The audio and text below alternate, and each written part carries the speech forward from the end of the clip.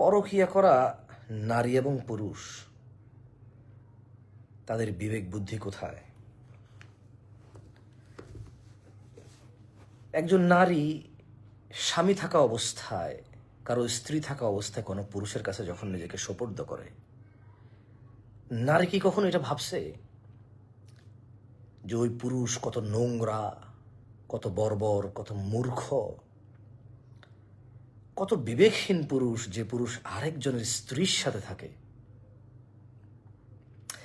এই পুরুষ কত বিবেকহীন, কত নির্লজ্জ, যে আরেকজনের স্ত্রীকে আপন করে পেতে চায়। অথচ বিষয়টা যখন জানাজানি হবে, যে স্বামীর স্ত্রী পরকীয়ায় লিপ্ত হয়েছে, ওই স্বামী লজ্জায় মাথা কেটে যাবে, ওর আকাশ ভেঙে পড়বে ওর মাথার উপর। পুরো পরিবার, সমাজের কাছে লাঞ্ছিত হবে যে বউ ধরে রাখতে পারলি না, কি পারিস। দুইটা বাচ্চার কাছে ওই মহিলা আরেকজনের স্ত্রী নির্লজ্জ চরিত্রহীনা নারী হিসেবে দুটা বাচ্চা পালবে সে।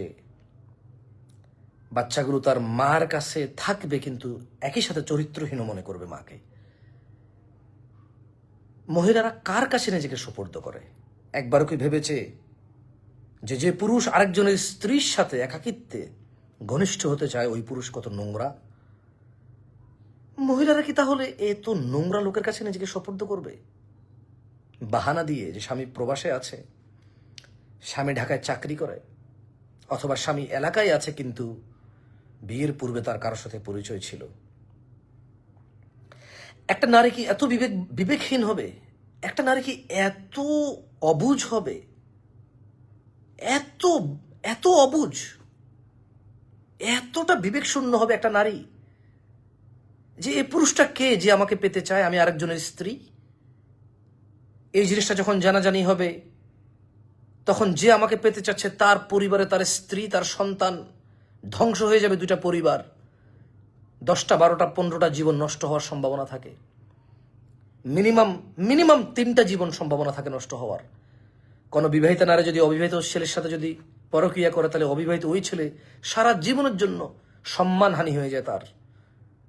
গুনাহের বিষয়টা না হয় যদি সে পরোয়া না করে, আমি জানি না কে সে, হয়তো সে জাহান্নাম দেখেনি, আল্লাহকে দেখেনি, কোরআন পড়তে জানে না, বোঝে না, মানে না।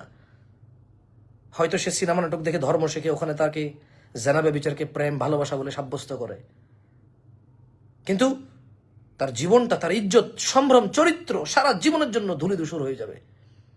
নারী কি কখনো একবারও কল্পনা করে না যে এই পুরুষটা কে, এত কুরুচিপূর্ণ? ছি, আরেকজনের স্ত্রী আমি, আমার বাচ্চা আছে পেটে, আমার বাচ্চা হয়েছে, আমি আরেক পুরুষের আমানত, এই ছেলে আমার সাথে থাকতে চায়। কত কুরুচিপূর্ণ এই ছেলে যে আরেকজনের স্ত্রীর সাথে থাকতে চায়। নারী কি কখনো এটা ভাববে না?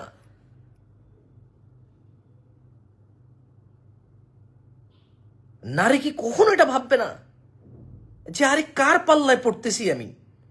আরে এ কত বর্বর ছেলে, ওর জন্য বিয়ের সুযোগ আছে, চাইলেও বিয়ে করতে পারে, কিন্তু বিয়ে না করে আরেক বেটার বউয়ের পিছনে পড়ে আছে। ও কত কত গর্ধব যে ও যা ওর আপনই হওয়া সম্ভব না।